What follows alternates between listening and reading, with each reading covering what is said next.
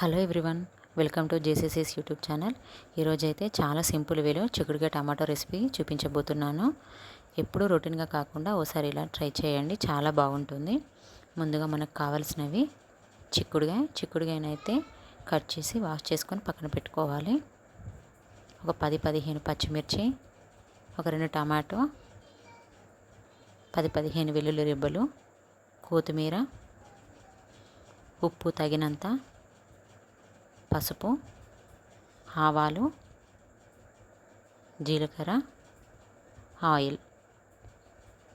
ఇప్పుడు తయారీ విధానం చూసేద్దాం.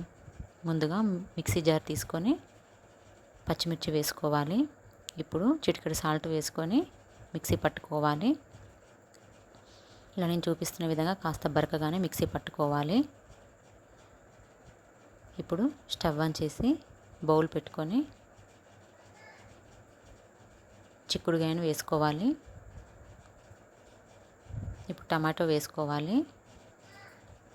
ఇప్పుడు మిక్సీ పట్టుకున్న పచ్చిమిర్చి పేస్ట్ వేసుకోవాలి. అలాగే 1/2 గ్లాస్ వాటర్ పోసుకోవాలి. ఇప్పుడు రుచికి సరిపడా ఉప్పు వేసుకోవాలి. ఒకసారి మంచిగా కలుపుకొని ఒక 5 నిమిషాలు అయితే చిక్కుడుకాయను ఉడకనివ్వాలి.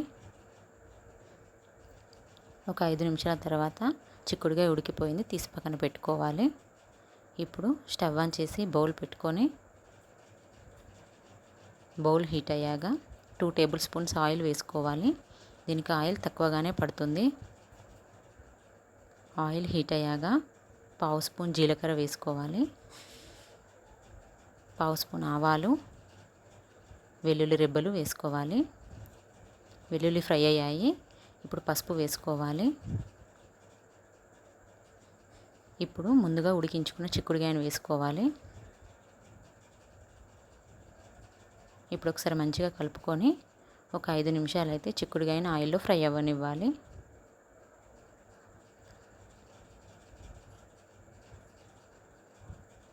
ఇప్పుడు ఒక 5 నిమిషాల తర్వాత చిక్కుడుకాయ మంచిగా ఉడికిపోయింది. ఇప్పుడు చివరిలో కొత్తిమీర వేసుకోవాలి. ఇప్పుడు ఒక 2 నిమిషాలు అయితే మళ్ళీ ఫ్రై అవ్వనివ్వాలి.